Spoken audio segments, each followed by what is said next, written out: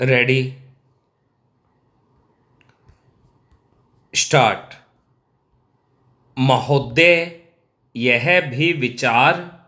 किया गया है कि जो व्यक्ति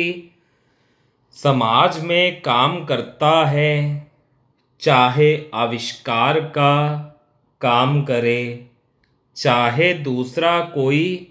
काम करे, उसको उस काम में तब तक सफलता नहीं मिल सकती है जब तक कि समाज का सहयोग या समाज ने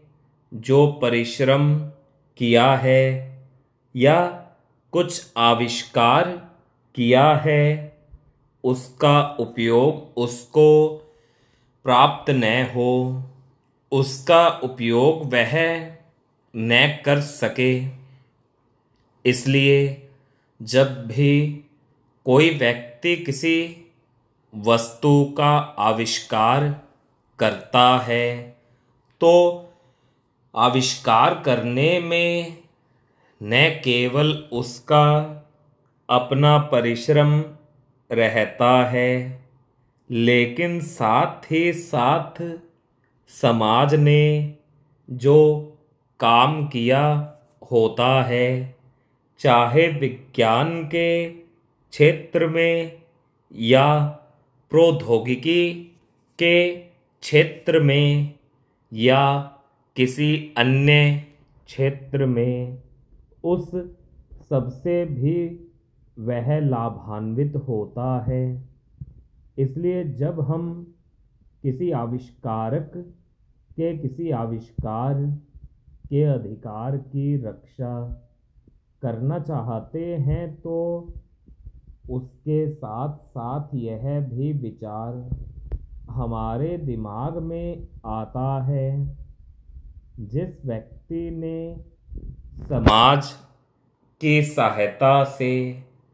आविष्कार किया है उस समाज को भी उसका फल अधिक से अधिक मिलना चाहिए। माननीय मंत्री जी ने भी कहा है कि पेटेंट लॉ इस सिद्धांत पर आधारित होना चाहिए। मैं समझता हूँ पेटेंट लॉ के पीछे दो सिद्धांत निश्चित हैं। पहला सिद्धांत तो यह है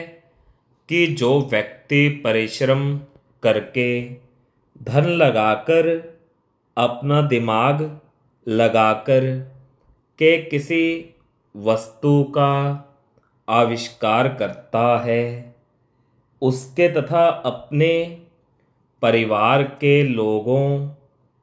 के अधिकारों की जहाँ रक्षा होनी चाहिए, उसके साथ ही साथ जैसा मैंने अभी कहा है, कोई व्यक्ति समाज में व्यर्थ में काम नहीं करता है, वरन पिछले समाज के लोगों ने जो जो काम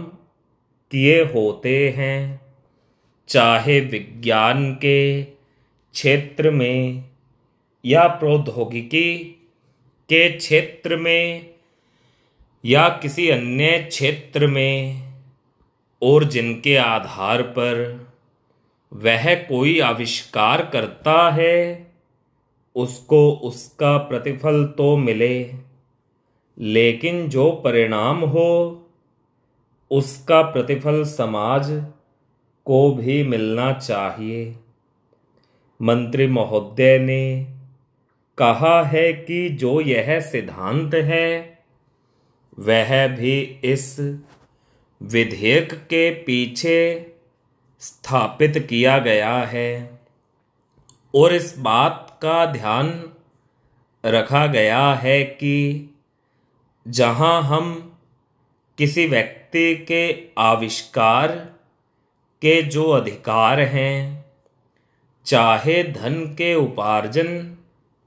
का अधिकार हो या प्रतिष्ठा प्राप्त करने का अधिकार हो, उसे प्रतिष्ठा का और चाहे धन का, दोनों का लाभ व्यक्ति विशेष को भी मिले। स्टॉप।